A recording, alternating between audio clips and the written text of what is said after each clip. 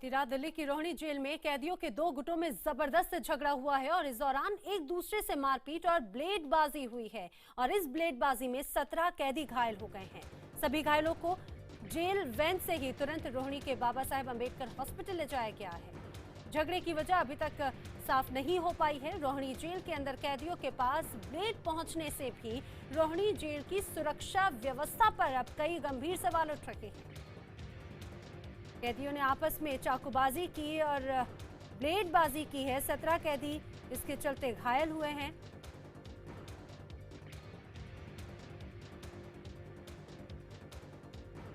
सभी घायलों को अभी उपचार के लिए अस्पताल में भर्ती कराया गया है। फिलहाल घायल कैदियों का इलाज और मामले की जांच लगातार जारी है।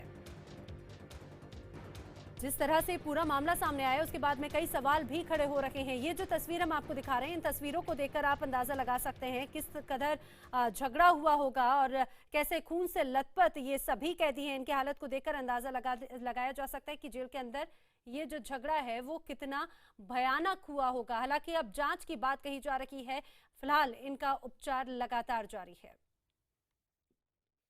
आनंद तिवारी मेरे सहयोगी इस समय मेरे साथ में जुड़ रखे हैं। आनंद, सबसे पहले तो इस पूरे मामला, ये जो पूरा विवाद था, इसकी वजह जानना चाहेंगे और एक और सबसे अहम बात ये कि आखिर इस तरह के धारदार हथियार अंदर कैसे पहुंचे, ये भी एक बहुत बड़ा सवाल सुरक्षा व्यवस्था को लेकर।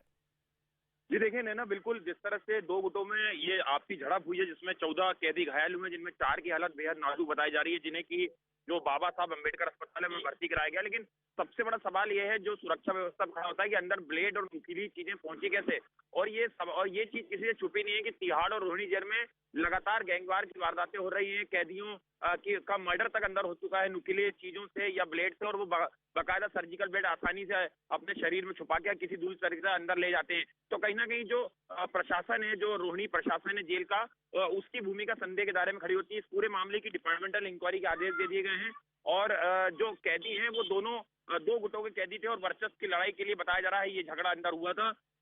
लेकिन सबसे बड़ा सवाल यह है कि जिस कंडीशन में झगड़ा हुआ था वहां पे तमाम बटालियंस की फोर्स वहां पे होती है, तिहाड़ की अपनी खुद की फोर्स वहां पे होती है, पैरामिलिट्री फोर्स के जवान वहां पे होते हैं। उनकी मौजूदगी में अगर ये झगड़ा होता है तो ये कई सवाल खड़े करता है जेल प्रशासन और जेल की सुरक्षा पर।